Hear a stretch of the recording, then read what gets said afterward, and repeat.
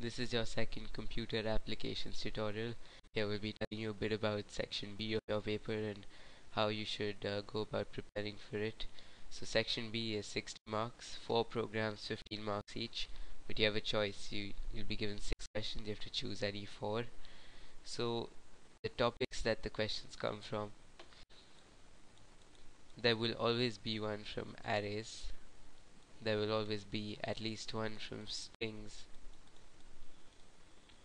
There is overloading, which is another topic.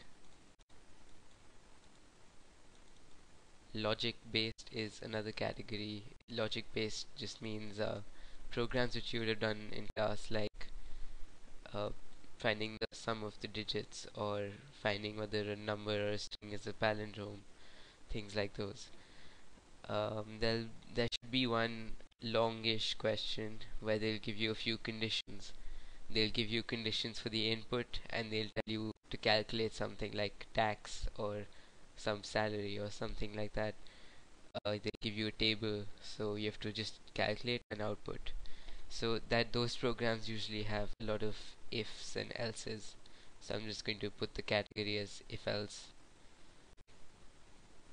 There will be, or there will most probably be one on um, where the programs have to create two classes. This chapter, which deals with this type of program, I don't think it's in your first term syllabus. So if you're watching this for your first terms, then it's not going to come. But I'm not sure. So if it is, then please do it. Then another common question is on patterns. Patterns, not only number patterns, but to do with characters, alphabets, and special characters as well. And that's 7. If you're doing this for your first term, that's 6. You might have one of them cut out and another one overlapping, that's very likely. So in arrays, you have two types of questions. One is the usual where you input some data, for example, the names of certain number of students and their marks, and then print out the average, something where you need to just manipulate the data and output something, store it in an array. So you could just put that under data. Second type would involve sorting, searching.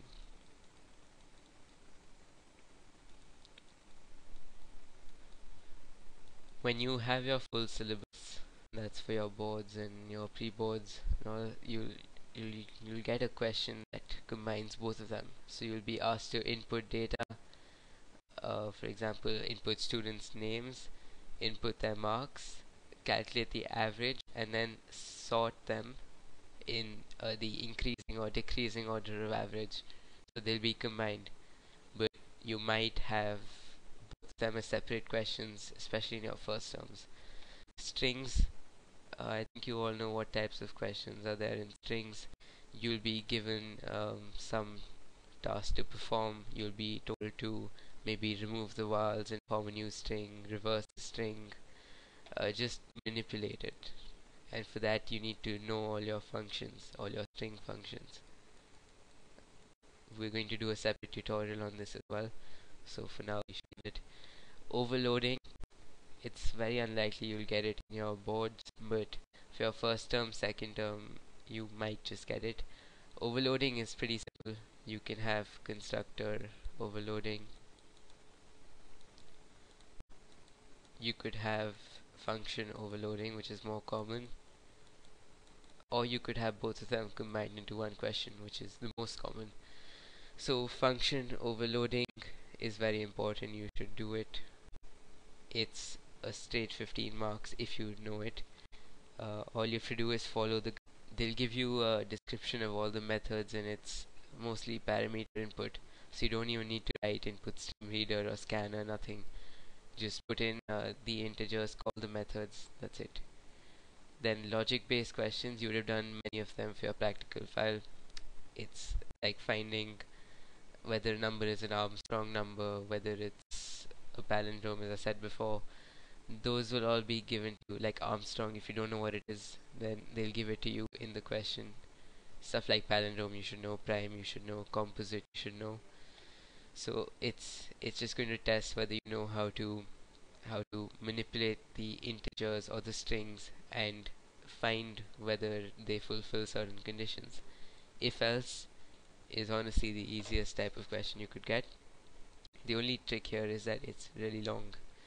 It'll take you at least 3 or 4 pages at least in your paper. It'll take you more than 20 minutes to do because it's a lot of code.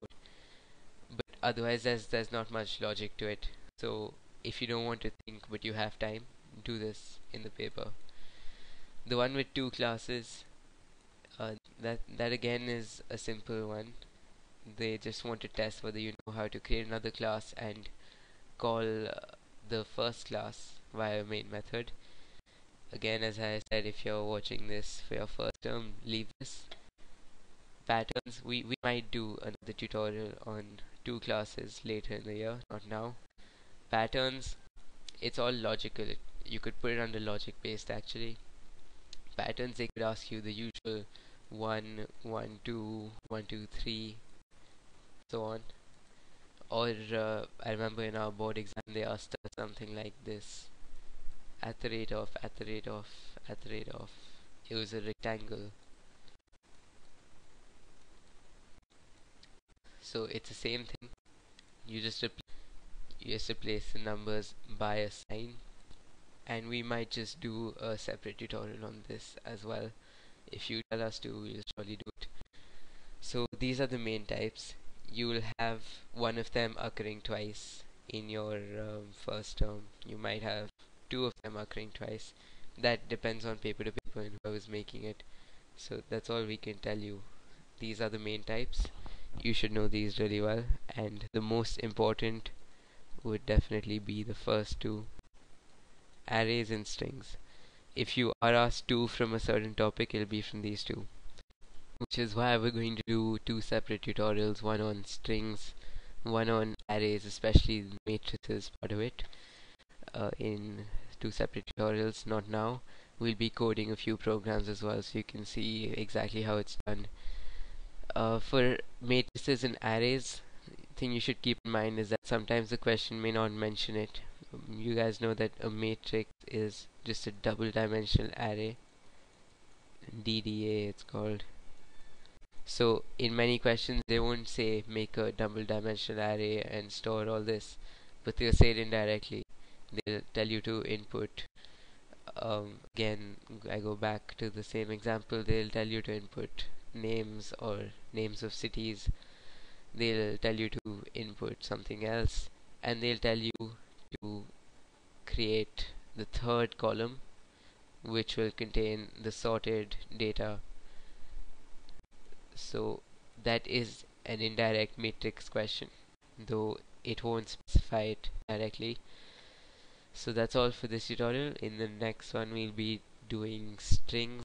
After that we'll be doing matrices, and then maybe one on patterns as well.